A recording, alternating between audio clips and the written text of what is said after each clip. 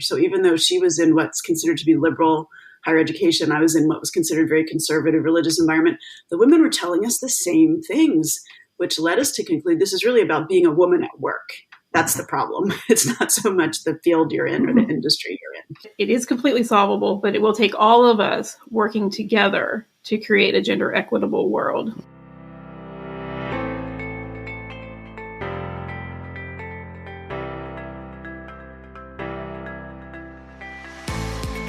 Welcome to Season 3 of The Story of Woman. I'm your host, Anna Steckline. From the intricacies of the economy and healthcare to the nuances of workplace bias and gender roles, each episode of this season features interviews with thought leaders who provide fresh perspectives on critical global issues, all through the female gaze. But this podcast isn't just about women's stories. It's about rewriting our collective story to be more inclusive, equitable, and effective in driving change. It's about changing the current story of mankind to the much more complete story of humankind.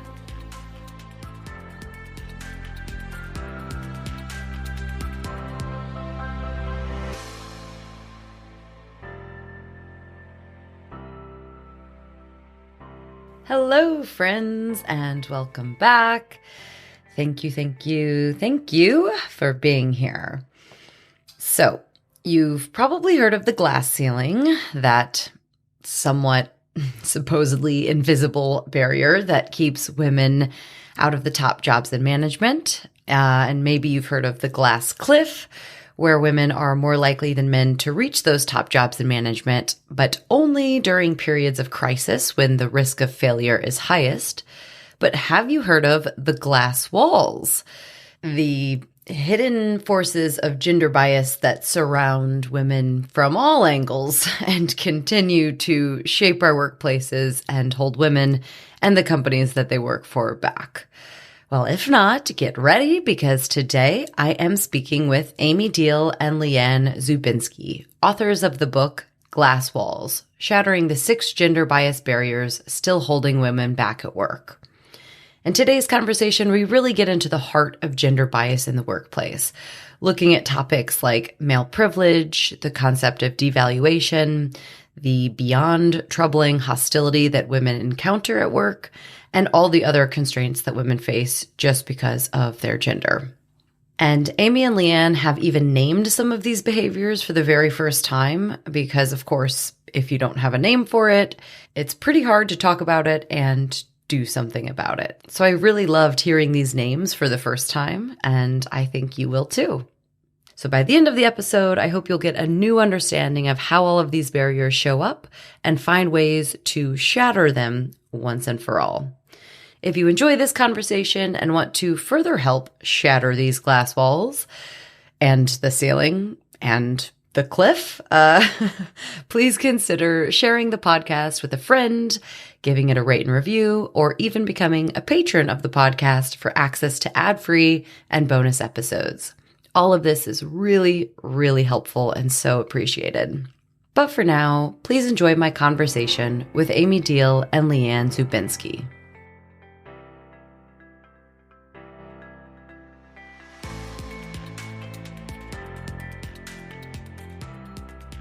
Hi, Amy and Leanne. Welcome, and thank you so much for being here with me today. I'm super excited for this conversation. Well, thank you so much for having us. We're super excited to be here. Yes, we are. Absolutely. So we are discussing your new book, Glass Walls: Shattering the 6 Gender Bias Barriers Still Holding Women Back at Work. So I want to start with the origin story of this book, because you both come from different backgrounds, Amy from higher education and Leanne from faith-based nonprofits. But that difference in backgrounds really ties into your journey of coming up with the idea and writing this book. So to start, I'd love to have you tell us that story, how you arrived at that point, and a bit more of your backgrounds leading up to it.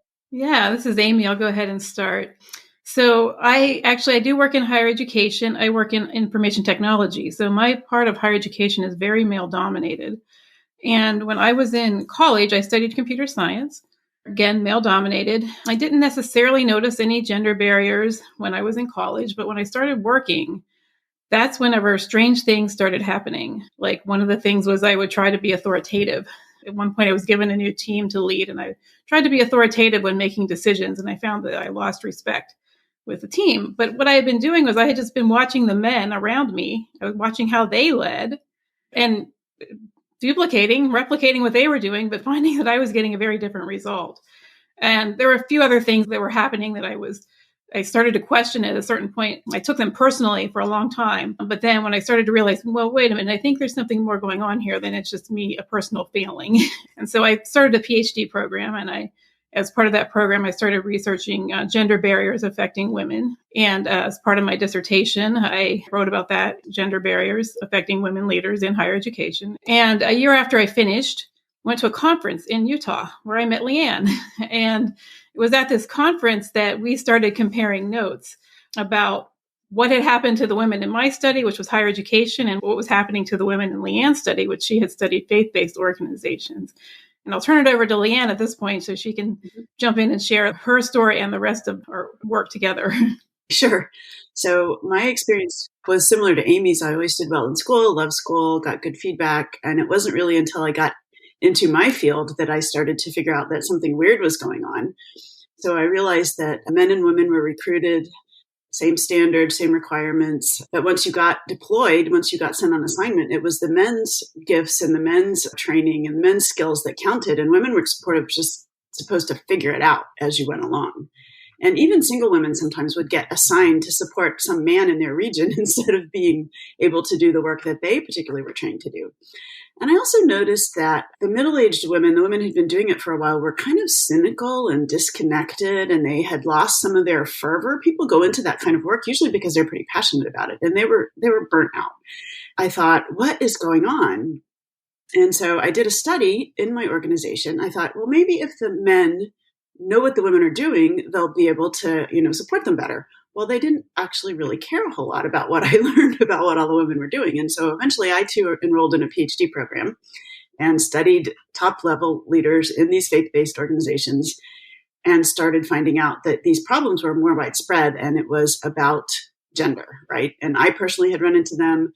And so when I met Amy, we sort of swapped our own stories. We started telling our dissertation research stories and discovered what we initially anticipated was that they would be really different. And what we discovered was they were actually very similar. So even though she was in what's considered to be liberal higher education, I was in what was considered very conservative religious environment, the women were telling us the same things, which led us to conclude this is really about being a woman at work. That's the problem. It's not so much the field you're in or the industry you're in. So we put all this together and have been working together since 2014. And this book is now our baby that we're launching onto the market in hopes that it will help other women. I have no doubt that it will. And that was definitely something I thought was striking when you told that story in the book, is the difference in backgrounds from where you all come from, and just as a great example of how this is not specific to any industry or sector, exactly as you say. And we'll get into more examples and how we see this play out. But I'm glad you two found each other and it came together to do this, because to your point, Amy, I do think that is just so classic for women to internalize and blame themselves when they experience this. So the work that you all are doing, and that's a big part of why I do what I do, is to show people the context around these personal experiences to help realize that it's not you as an individual, it's the system that you're a part of. Yep, that's right. So before we get in, deeper dive into the book, I just want to go back to the basics, really, to make sure we're all on the same page about what we're talking about today. So Amy, maybe you could lay out for us just kind of basically what even is gender bias? How would you define it? Yeah, so gender bias, this is our textbook definition, by the way. Gender bias involves barriers which arrive from cultural beliefs about gender, as well as workplace structures, practices, and patterns of interaction that favor men. So it's pervasive, it's often invisible, it's harmful, and it demeans, discourages, and disadvantages women, especially women at work. I'm really glad that you asked this question, because gender bias seems like it's some nebulous concept, but it really isn't. It's a set of behaviors and practices that can be broken down, identified, and then dismantled, which has been the basis of Leanne and my research. I'm glad you point that out, because I do think that's definitely the feeling behind it, the sentiment behind it is this nebulous thing, exactly as you say. But maybe that's because it hasn't been researched and studied and, named, as we'll get into, people putting names to these different components that form gender biases. You can point your finger at it. It's not this completely elusive thing. And we will be pointing our finger at it today. And in terms of what causes it, I know that's not straightforward, but again, we can talk to a little bit about what causes it. So I'm wondering if you can help explain that, just an overarching, how do these gender biases arise? Yeah. So like you were saying about breaking it down, and like I was saying about breaking it down in our book, we break it down in a research-based way into the 6 primary barriers. The first barrier is male privilege. And so we really think that male privilege is the bedrock on which gender bias is built. So in the workplace, the cause of gender bias is because, by and large, men have built our institutions, to serve themselves with their own needs and their own life patterns in mind. So while organizations, they often appear to be gender neutral, bias against women is actually embedded into the daily functions. So work structures reflect male norms and they reinforce this male privilege. The unspoken goal is to keep men at the top of the gender hierarchy and women underneath. At work, this shows up as keeping men as leaders and in control of workplace decisions and resources. And women are allowed in. To be clear, women are allowed in, but they're allowed in ways that are supportive of men and not to upend the male hierarchy. And so we'll get into barriers maybe a little bit more, but one of the barriers we talk about is tokenism, where you've got like one woman, maybe 2 women at the top, and it looks like you've got some diversity there, but with tokenism, they're there for the appearance of diversity, and their voices and their suggestions and their ideas really aren't being heard or used.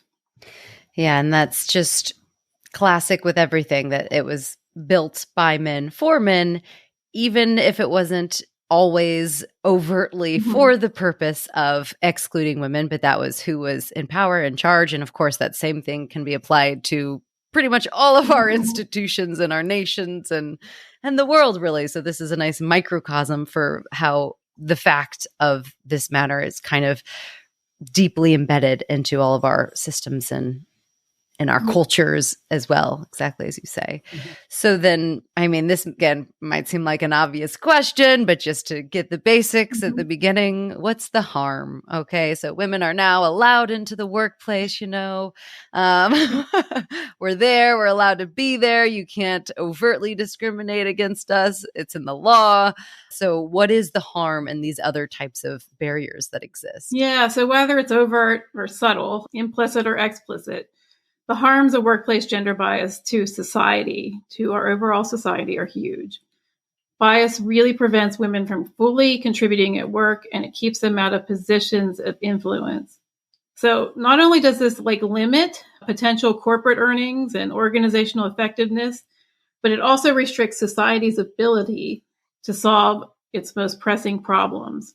And I like to tell the story, and we tell the story in the book, of Dr. Katalin Kariko. Dr. Kariko studied messenger RNA, mRNA, for years at the University of Pennsylvania, but she encountered many barriers, and the institution eventually demoted her out of her tenure track role. Now, normally when faculty or professors are demoted out of a tenure track position, they leave the institution. Dr. Kariko didn't do this. She chose to stay and continue her research. And in 2012, she published a groundbreaking study on mRNA.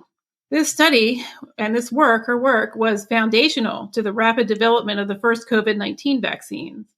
So while Dr. Kariko's tenacity enabled her success, I just think about how much more successful she might have been if her employer fully supported her work and didn't put up so many roadblocks.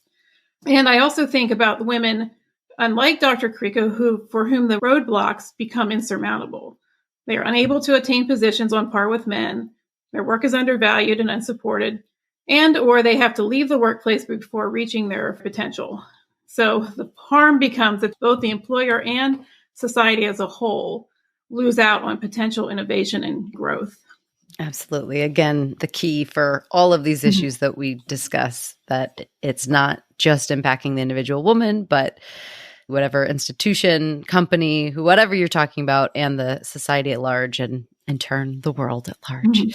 And then this is something else that, again, can be applied to all of these different issues that we talk about, but speaking specifically about gender bias in the workplace, throughout the book, you mention that no matter which barrier you're writing about, you would note how women of color are especially impacted. So can you just talk to that point and how gender bias plays out for women of color and all others that live at the intersection of gender and another marginalized group?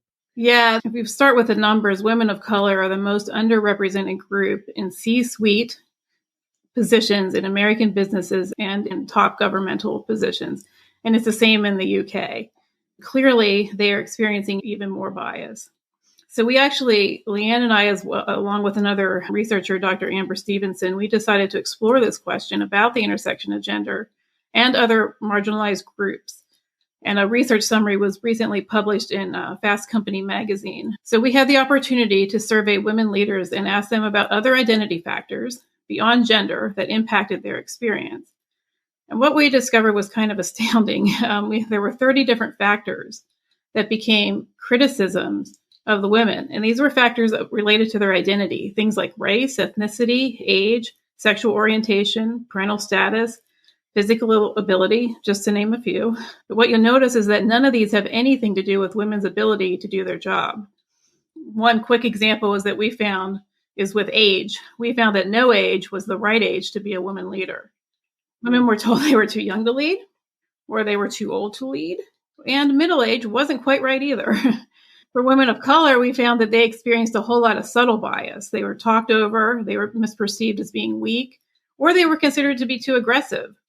And they also experienced something called role incredulity, which is one of the terms that Leanne and I coined, in that they were assumed to be a student or an administrative assistant or in another support role instead of a leadership role, like a doctor or a lawyer, for example. So what we found was that the more non-privileged identity factors that a woman had, that led to more basis for criticism. And we ended up driving a name for this. We call this "We Want What You Aren't" discrimination. Whatever the woman was, she was never quite right, in particular for leadership or for advancement. Yep. And again, like I said, that can be applied to all of these barriers that we'll talk about across the board. So Leanne, tell us about some of the research that went into writing this book and your goal for writing it. We started with Amy's dissertation research and mine, like I mentioned earlier. She had interviewed women leaders in higher education, and I had interviewed women leaders in faith-based nonprofits. And we put those together, and that resulted in an article where we named 27 barriers. And from that, then we worked with Dr. Amber Stevenson, who Amy mentioned before, and Dr. David Wang, and developed a survey that we could use to measure these experiences of bias. That went out, and we also included women in law and in healthcare in that survey, and that's where the 6 main factors came from. Then Amy and I started just scouring everything we could find in the public realm, biographies of women leaders and Twitter feeds and Facebook posts and news articles and blogs. Basically anything we could find that was out there in public became data that we could use to write about and name and describe these things that women are experiencing when they go to work. And there is so much data and stories throughout the book. So it is really packed with this research. And I know one of your goals was making this gender bias visible. And a part of that, as we have discussed, was naming things that didn't have names, because if they don't have names, it's like they don't exist. And it's really hard to combat something if you can't talk about it, if you can't point to it and say, this is what that is. So you coined a lot of new terms. I'm curious if you know how many. I can't remember if you said that in the book. How many did you coin? But also, why was that important? And can you give us, you've named a few examples, but any other examples that you think are worth mentioning today? Yes. So let me just reinforce a little bit this idea of making things visible. That's literally been the title of several of our pieces. Our first article was called "Making the Invisible Visible," because it's so important. If we can't see it, if we can't name it, then we don't know what's there. And it feels nebulous, like we were saying at the beginning. And then our second article was called "Measuring the Invisible." So we want to name it and measure it and make it visible so that people can actually know how to deal with it. So one term Amy mentioned already is role incredulity, when women have a role and people don't believe that she has actually got that role. And so we had story after story of women being mistaken for the wrong thing, or a call center person getting the call and being cussed at because the caller thought this was the secretary or something. Another one that we coined was mantermediary. We discovered a lot of women use this strategy when they can't get their voice heard. They get a man to be their intermediary and speak for them. So they will find a man who's friendly and get their idea to him before the meeting or before the conference call so that he can present it and get the thing on the table. Another one we came up with was credibility. Oh, that one makes you groan. Yes. Yes. I mean, all of them do, but. Right. Credibility deficit, when a woman makes a statement in her area of expertise and she's not believed. And so time after time, someone will turn to the man standing next to her and say, is that right? Or will say to her, are you sure about that? While we were writing this book, I was in a meeting and somebody asked me about something. I explained it, and the guy on my right hand turned to my husband on my left and said, is that right? And I was like, thank you for giving me a wonderful case study for the book I'm writing about what you just did. That's right. Unbelievable. That's right.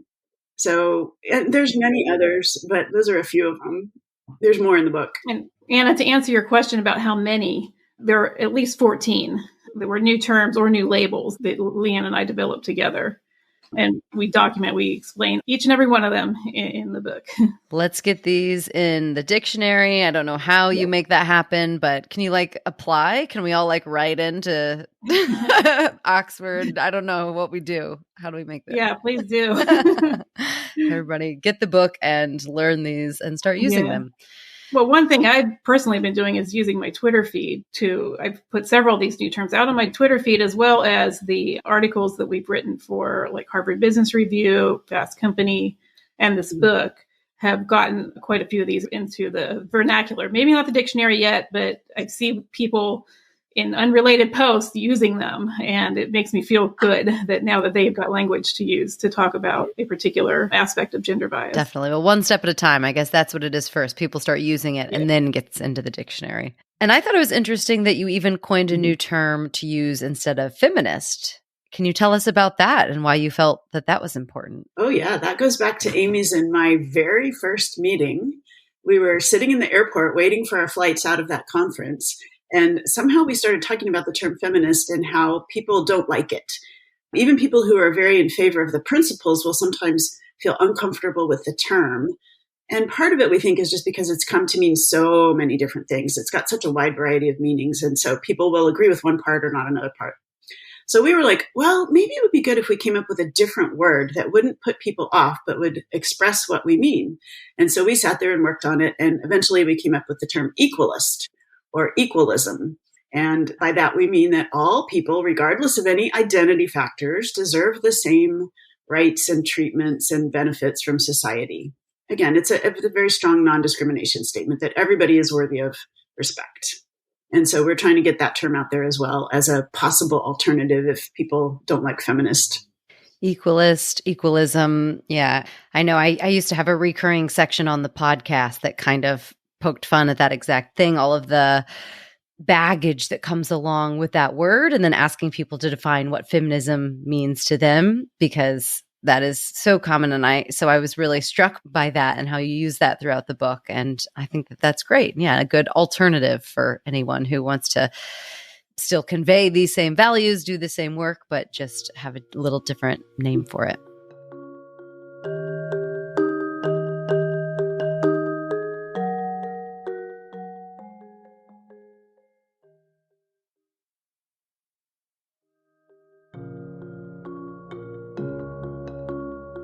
So before we get into the barriers, maybe as examples of some of these behaviors you've coined names for, I'd love to hear a story from your own personal experience or something that you found striking from your research that really brings to light all of this. I can take that one. One of the stories that just has stuck with me through all these years was a very early interview I did with a woman who was in a leadership role in her faith-based nonprofit. And I spent 2 hours interviewing her, and she insisted vehemently throughout that entire conversation that she never experienced any bias at work. But she told me story after story after story of being excluded from meetings or having her decision overturned or being treated with benevolent sexism or being just doubted and disbelieved. She literally couldn't see or name what was happening to her because she didn't have words for it and she didn't know how to identify it. That interview has stayed with me and is part of the reason why we thought this book was so important, because if women can't see it, can't name it, that's just this vague discomfort. And we wanted to help women like her be able to understand what was happening to them. Yeah, that's a great example. And I think she'll be far from alone in that. I'm curious to hear how the rest of the conversation went, if you were able to name it for her and then she could start to see, because sometimes that's a longer process than that to really be able to start to see it for yourself. Yeah, that's true. It's tricky too, because you don't want to upset someone if they're not upset. But at the same time, you want them to begin to understand for themselves, like if they're blaming themselves, like Amy talked about, so many women blame themselves. But then also a woman like her is in a position to really be a role model for others in the organization. And so, we want women to understand and also be able to support each other. Yeah. Yeah, it's a good point. I had a similar story from somebody in my dissertation research. This was a university president. She stated outright when I started interviewing her that she didn't believe in a gender gap between men and women. But similar to Leanne's situation with her participant, my participant also told me stories of being excluded. And I remember one story vividly was that her college, somebody had donated to them a small plane. When they received the plane, the president was expected to walk up these steps and I guess get up on the wing. Well, nobody prepared her for the fact that she'd have to wear pants and flat shoes. So she comes to this event in a skirt and in heels. And she's describing it. And the word that she used for it is well, there's just these oddities that you run into. And clearly it was a part of the gender bias that we all are experiencing. She couldn't name it. To be honest, that was early in my research. We didn't have labels developed at that time. I didn't even know Leanne at that time. And so having those stories, even though the women couldn't name them and I couldn't name them, that was what gave us the data that we needed to work individually and then together, Leanne and I, to develop the labels and develop the full concept of gender bias. So what labels would you give to both of those events? Are they new ones that you all have made up? Because I'm I could talk to how I think that's biased, but to give it a specific name is tough even for me with those examples. Well, the overall concept of it is really one of the new labels is gender blindness. And that's where if someone doesn't see or recognize the fact that gender is impacting them in the workplace. So that's the overall label that we would probably categorize those stories under. Same thing with the airplane story. This woman had administrative assistants, who would help her like most presidents do and, tell her where she needed to be and what she needed to, what to expect. But again, if the assistant doesn't recognize, it's just the gender blindness, right? You see it as this is a standard thing and you don't think, oh, a woman might be dressed differently and therefore have to, not be able to accommodate walking up the steps or whatever it was to get up on that wing of the plane to take the picture. Gender blindness. That's a good one for us to remember. So let's get into some of these a bit more then. So your book is called Glass Walls, and this is because these 6 primary gender bias barriers form these glass walls surrounding women. So I'd love to go through each of them a little bit, at least just to get a little taste of what each of them are, starting with the first one that you've already mentioned, male privilege. I don't know, Leanne, if you want to take this one. That's a term obviously most everyone will be familiar with, but what does it mean in the work setting and how do we see this play out? Sure. So male privilege is basically men's inherent advantage caused by these workplace cultures that have been created by men for men. Men are the leaders, they control the resources, they set the standards, and they basically assign women to a second-class status. Male privilege is basically the bedrock from which all the other barriers grow. And we've already talked about that one a fair bit. The next one, if you want me to go on a little bit, we called disproportionate constraints. And this one means that women are constrained or restricted to act in certain ways that are supportive of men. And they're also held to unequal standards at work compared to men. And so they're run into things like muting women's voices. That one tends to be one of the ones we hear about the most because it happens to women virtually every day. They may be interrupted in meetings. They may be hepeated. There's another new word that's been added to our vocabulary. It's not ours, but women say something, nobody pays attention, and then a man repeats it. And then it gets all kinds of excitement. And what a great idea, right? I'm just going to cut in there to say again, hepeat, because this is something that we've talked about on the podcast with a multitude of people, and we've never known or had a term for it. So just for everyone listening, that's hepeat, that time when someone, repeats your idea directly after you've said it. And another one that I liked the word for, appropriating women's ideas. Was that one you all came up with, or did that one exist? No, I never heard that one existed. Hepeat is a little bit more maybe unconscious. Appropriating is a little bit more intentional, where someone a man intentionally takes a woman's idea and assumes the credit for it. Often the hepeating will just happen in the course of a conversation or a meeting where an idea gets repeated by a man and everyone loves it and the man gets the credit. He maybe wasn't intentionally trying to steal the idea, but with appropriating, that, like you said, it's appropriating women's ideas, and that really is more of an intentional thing. And we've got several stories of that, of both. Yes, lots of stories. And just one more, just to mention before we go on to the next wall, was the labeling, another way of silencing. So calling a woman aggressive, angry, dramatic, bossy, that's another way of kind of censoring her as well. Yep. And it's all these labels that you never hear a man called. Like, since when is a man called bossy? Right. And it's applied in a very derogatory, negative way or hysterical. If it was, it'd be some kind of slight at also, he's being crazy and kind of womanly. There would be like a gender slight in there as well. Yes. All right. On to the next one then.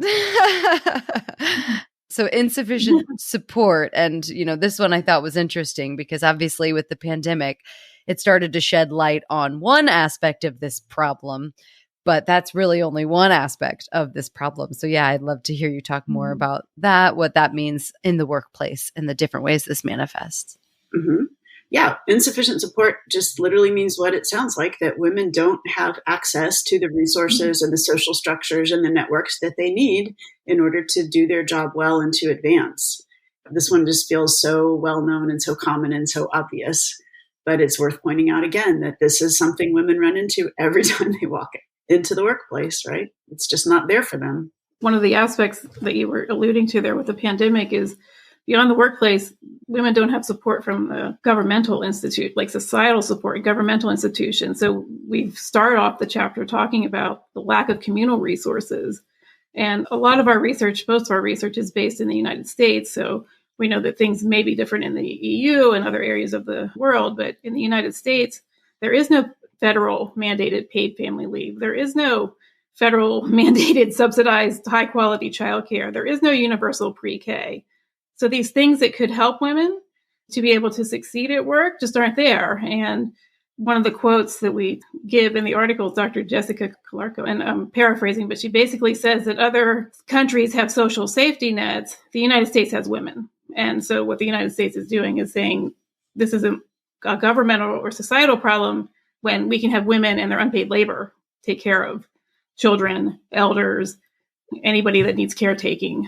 And so it's the very first aspect that we talk about related to insufficient support. I have that quote right here in front of me because I wrote that down, and you got it spot on, by the way. Did I get it? Spot on, because that one struck me. Yes. And then just to kind of, for our listeners, say a little bit more about the insufficient support. Like, we can imagine that it's unsupportive in the structures, kind of with the governments, with institutions, lack of policies, but it's also lack of being able to find sponsors or mentors, or your leadership is unsupportive in that they're ignoring or overriding your ideas, or even things like disbelieving and victim blaming and trivializing. That's another way, kind of saying like, oh, you're overreacting. So instead of providing the support you need when something happens, doing one of these acts, saying you just need thicker skin, or this is why women shouldn't be doing X, Y, or Z. Yeah, really the employer saying, we just want, like, person who has a problem as a woman, we just want you to go away, deal with your problem on your own. We don't want to deal with it. And so the leadership In particular, when it comes to things like harassment and discrimination, really the leadership should listen to women's reports, support them. But what we find often is that they support the harasser or the person who's discriminating. And like, for example, the woman gets put on leave instead of the person who perpetuated the bad behavior. And while we do say everything should be, obviously investigated, but the company should make sure, the organization should make sure to provide full support for the victim instead of just dismissing or trivializing or victim blaming her story. Putting her on leave. That is wild. Yes. Talk about devaluing her, because that's the next one, devaluation. Yes. So I don't know, Amy, if you want to tell us more about that one.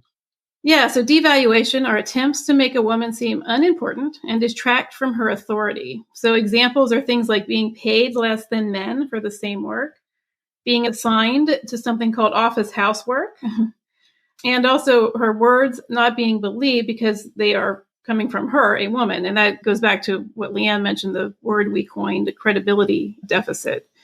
And so what we see is that every step along the way with devaluation, the message becomes to the woman that instead of we want to value you in the workplace, we actually value you at home, in home roles or in supportive roles. So every single one of the aspects of devaluation is basically communicating to the woman that while you can be here in the workplace, you need to be here in a supportive role and you're not going to be valued equally to what a man would be. And so if you're at home, all the better.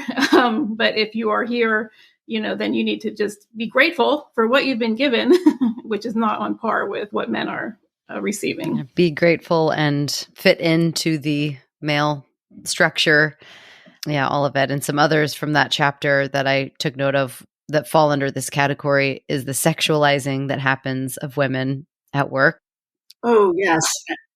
I don't think that we actually put this in the book, but the way we think about it, the way I think about it is our society has, and much of Western society has trained men to see women as either mothers, lovers, or daughters.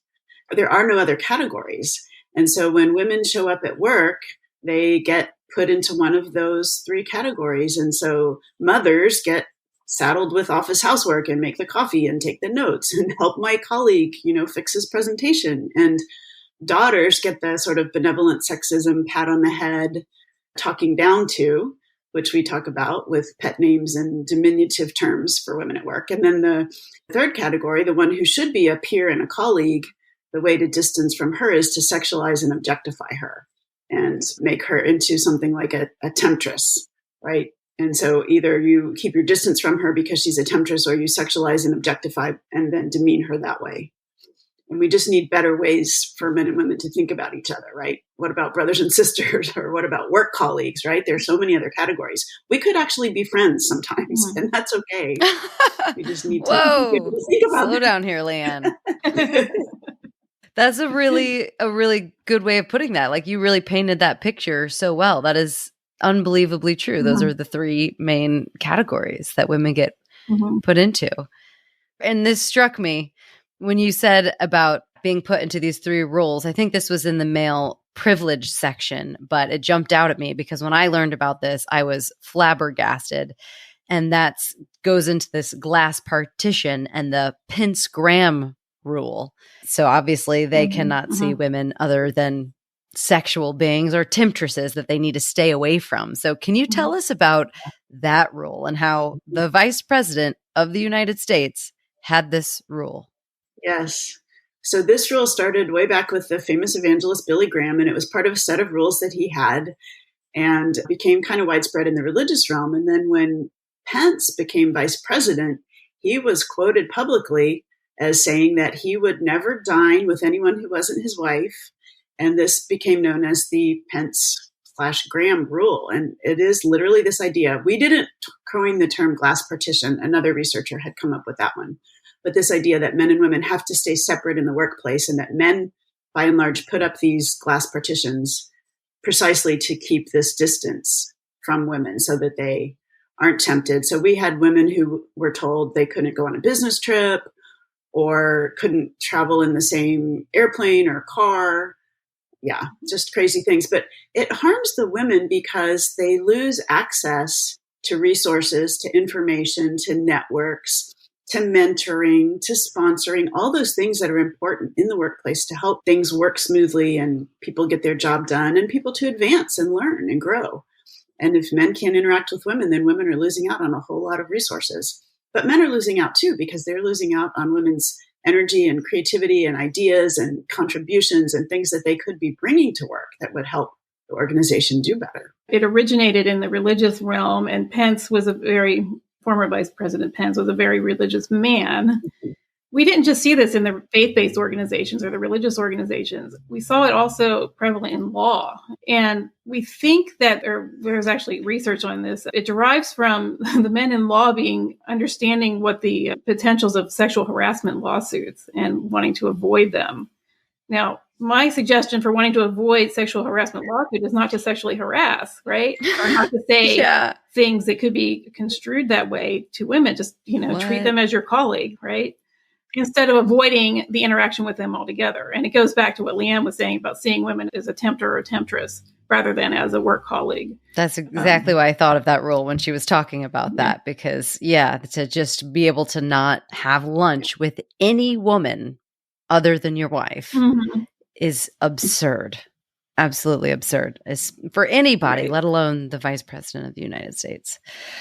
Okay, so two more to get into here: hostility and acquiescence. So let's start with hostility. Yeah. Okay, so hostility is a very active, often overt, resistance to women's presence in the workplace through discrimination, harassment, and retaliation. And the whole goal is to keep women in their supposed place. So often you see much more hostility in male-dominated spaces. But I also want to mention that not all hostility comes from men. Some hostility comes from other women in the workplace, which we discuss in the book. We call this female hostility. One of the examples we talk about is queen bee behaviors, another term that we did not coin, but we did coin the term mean girl behaviors. So queen bee we conceptualize as a woman who is above another woman in the hierarchy and blocks opportunities or harasses her.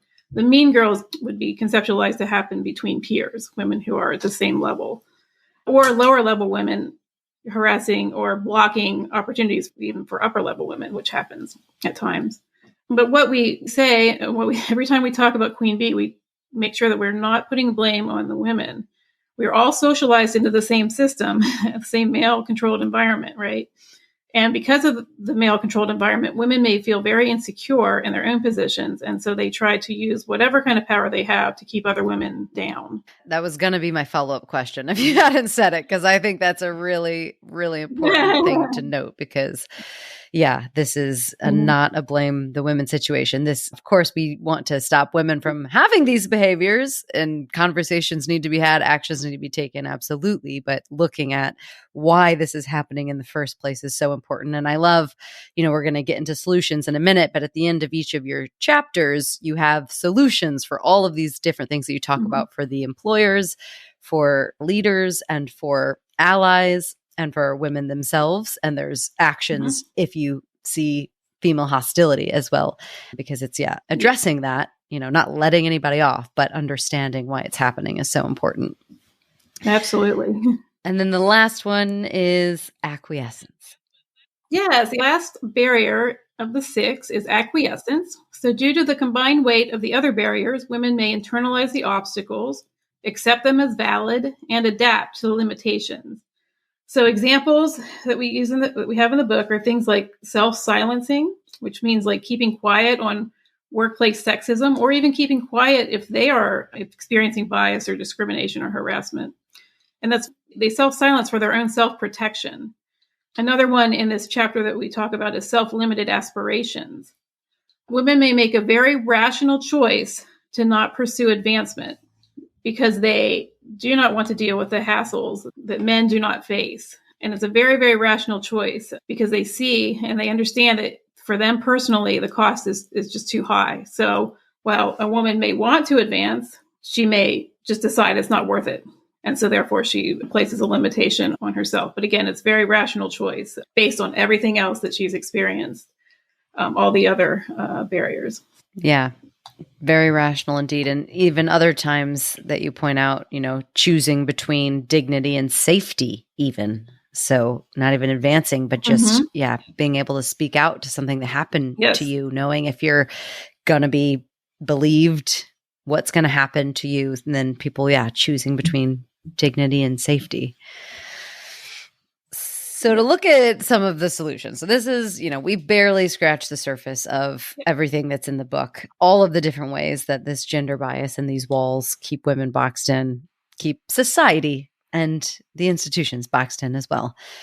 So we can't go through all of the solutions, but I'd love to just generally speaking, as I mentioned, you have one for leaders, allies, and women themselves. So let's start with leaders. Leanne, if you want to take this one, what advice would you give to leaders for starting to shatter these walls and creating equitable and inclusive organizations? So the first advice I would give to leaders is to educate yourself, because you need to know what's going on in order to know how to tackle the problem. We can't cure someone of an illness when we haven't correctly diagnosed it, if I put it into those terms. So it's educate yourself. Don't rely on the women in your organization to come and tell you everything. Pick up a copy of our book. We tell so many stories. And one of the values, I think, of the storytelling is that stories resonate with us as humans. And they also help us to identify things that we've seen, and we can say, oh, that happened to me, or that happened to someone in my organization, and make us aware of what's going on. And so diagnose the problem correctly, and then target your solutions at the actual problems. In addition to our book, we do have that survey that measures each of the 6 things. And so you could use that. A leader could use that in their organization to find out what problems are women actually bumping up to in our organization, and then target solutions to the specific challenges that are happening. Different organizations are going to have different areas that they need to work on, and that's okay. Prioritize something. The main thing is just do something. Don't do nothing, but do something. Pick one thing and work on it, because incremental progress is going to help. Absolutely. And education, as soon as you start reading this book, you start having your own ideas as well. I think that's a great first step if you don't know where to go. Amy, what about allies? What advice would you give to allies? If we generalize the advice to allies, it is to, well, first of all, educate yourself, just like we're asking leaders to become educated. Pick up a copy of our book and read it so you understand what is happening to women. The second thing I'll say is that anybody can be an ally. So often we think about allies as the men, and we need every man to be a male ally, but also women can be allies to other women, and people of all genders can be an ally. But the basic advice is to watch out for gender bias and call it out when it happens. And this can be when you're in the room with a woman. So like if you're in that meeting and she's being hepeated, you can say, hey, Anna just said that, and it's a wonderful idea. Let's hear more what Anna has to say. If a woman is not in the meeting, like if you are an ally and you are in a meeting where hiring decisions are being made or promotional decisions are being discussed, speak up on behalf of the women in your organization. As we talk about, in particular in this chapter on insufficient support, women are often not included in spaces where these networks are formed, like these professional networks. Like they may not be invited or even want to attend the golf outing or attend drinks after work. And that can put her at a disadvantage, but we don't put the onus on the women to feel that they have to start attending these events. Instead, we put the onus on the leaders in the organization to say, if you're making your hiring decisions based off of your bro network, or you're deciding to promote your golf buddy, like think again. There are plenty of qualified, experienced women in your organization, and you need to consider the full realm and make sure that you've got good standardized processes for determining who to hire or who to promote. So if you're that ally and you're in that conversation and you're hearing this man say about, hey, like I think Dawn Diehl, a man would make a great new, director of X, Y, and Z. Well, maybe there are qualified women, and maybe you should, if you're an ally, you should surface their names and talk about all the reasons why they could do the job so that those blind spots can hopefully be eliminated. Allies have a very, very important role to play. Absolutely. And there's a lot more advice where that came from in the book. So I really, really liked how you incorporated that into the end of every chapter. Because I think a lot of times we can read these things and be like, well, now what? What do I do? And this is very, very thorough. So It's great. And then the last one, and obviously this is not a fix the women problem, just like everything else. And you point that out plenty throughout the book. Structure, structure, structure. But still, for women that are navigating this world, any advice that you would give to them? Yeah, we devote our final chapter to women, and we understand that if you're the woman who's going through this, as most or maybe all women do, you want to know what you can do. We all want to know, what can we do? And while we don't put the onus on women at all to change anything about themselves, like we don't tell women to change how they look, how they dress, how they wear their makeup, if they wear makeup, how their voice sounds. We don't put the onus on women or tell them to change anything about themselves.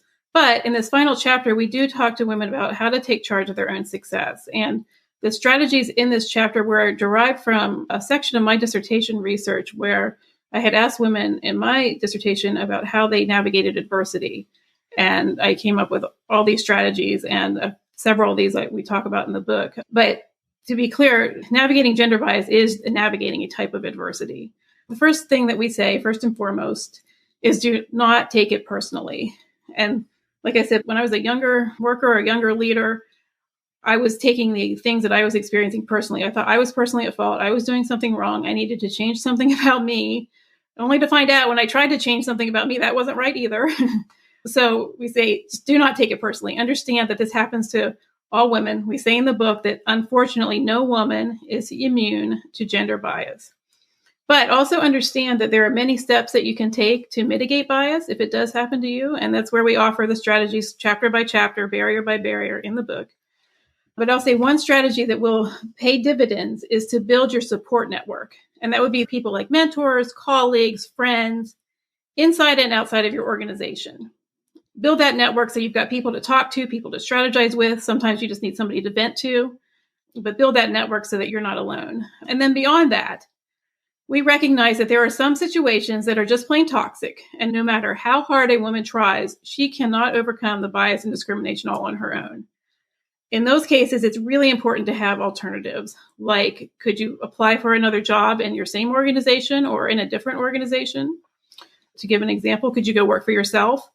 We tell lots of stories about women that had to make choices where they had to give up where they were working because they could not combat the bias and discrimination on their own. They had to get out. So what we say is know when enough is enough, and don't be afraid to move on. Which is another example of how companies are losing out by women needing to take this action. That's right. All right. So we're getting to the end of the hour together. Is there anything else that you wanted to talk about today that we haven't yet covered? I just kind of want to reinforce what Amy was just saying. We recognize that reading the first sections of the book in the 6 Walls can feel heavy. It is a lot of pressure on women. There are a lot of really unpleasant things that happen to us in the workplace, and we tell those stories and call it out. We also want readers to leave with a sense of hope. And so that's why we have that chapter on taking charge of your own success. We don't want people to despair. It is too big for any one of us to solve by ourselves, but if all of us are chipping away at it and working on it, then we do believe that there's hope and that we can make progress. And so I'll just reinforce yet again, if you're a woman listening to this and it's happening to you, do not take it personally. It is not about you. That is probably the thing that has become most clear to me and Amy over these years, is that this happens to all of us and we are not at fault. And so if you can just even start with that, repeating that to yourself every day when you're going into work, it's not my fault, right? And there is hope. Then you can maybe have energy to look for solutions and try to find better options for yourself. We women, we're so conditioned to put others first and to neglect our own well-being. And we find that women will put up with this stuff for so long and so much. And we want to say, you don't necessarily have to do that. It's okay to stand up for yourself and to advocate for yourself and to try to create some change. And don't just stay stuck and feeling trapped if you're in a situation that's not tenable, because it's not good for you and it's not good for those around you, people who care about you. Love that. Very good point to recircle back to and reiterate on. So lovely. All right, then, if people take one thing away from this conversation with you today, what would you want it to be? Well, beyond what Leanne and I have already stated about not taking it personally, the other thing would be that gender bias is a completely solvable problem. Now, that doesn't mean that it's easily solvable, but it is solvable. The change must start at the top with leadership. And in our book, that's where we put the onus. But as we talked about, we also provide strategies for allies and for women. to help overcome and mitigate biased behaviors. But the thing to know is that it is completely solvable, but it will take all of us working together to create a gender equitable world. Great note to end on. Gender bias is a completely solvable problem. So let's all go buy the book, read up, and get started or continue on. Build on what we're doing. So Amy, Leanne, thank you so much for your work, and thank you so much for being here with me today. This is a really great conversation. Thank you so much, Anna, for having us. Yeah, thank you. We've enjoyed it. Thanks for listening. The Story of Woman is a one-woman operation run by me, Anna Stecklein. So if you enjoy listening and want to help me on this mission of adding woman's perspective to mankind's story, be sure to share with a friend. One mention goes a long way. Hit that subscribe button so you never miss an episode, and make sure to rate and review the podcast while you're there. For more content from the episodes and a look behind the scenes, follow The Story of Woman on your social media platforms. And for access to bonus content, ad-free listening, or to have your personal message read at the end of every episode, consider becoming a patron of the podcast. Or you can buy me a one-time metaphorical coffee. All of this goes directly into production costs and helps me continue to put out more and better episodes. In exchange, you'll receive my eternal gratitude and a good night's sleep knowing you're helping to finally change the story of mankind to the story of humankind.